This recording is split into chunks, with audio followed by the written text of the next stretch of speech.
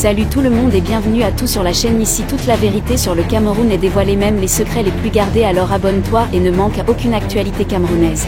Le journaliste et son patron sont convoqués. Le gouverneur du littoral semble respecter à la lettre les instructions du ministre de l'administration territoriale Paul Atanga NJ. Selon les informations parvenues à la rédaction de Cameroun Web, Serge Alain Otou et Séverin Tchunke, PDG du groupe Equinox, sont convoqués par le Conseil national de la communication. Paul Atanga NJ n'a toujours pas digéré les propos du panéliste Engelbert Lebon-Dachwa qui avait déclaré en Mondovision que Paul Biya était une malchance pour le Cameroun.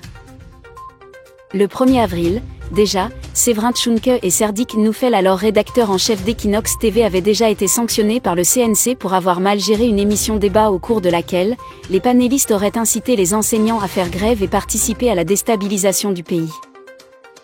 Cameroun Web apprend également le cadre du MRC Lebon-Dachwa ainsi que le journaliste Serge Alain Otou seront incessamment convoqués et auditionnés par des officiers de la police judiciaire.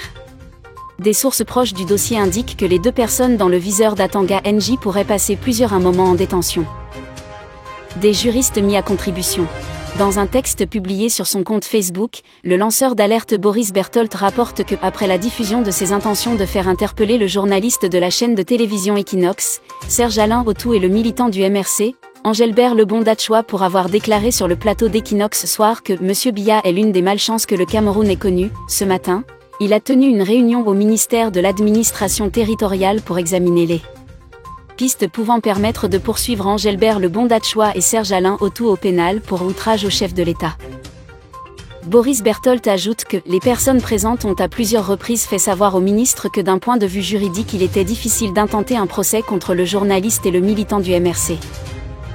Le lanceur d'alerte poursuit en précisant que Atanga NJ en veut au ciel et à la terre. Et chacun en prend pour son grade. Au gouverneur du littoral, Samuel Iva Adibois, il s'offusque que ce dernier lui dise qu'il n'est pas régulateur des médias et qu'il existe une institution créée par le chef de l'État, le CNC. Il a d'ailleurs fait savoir qu'il adressera un courrier au président de la République.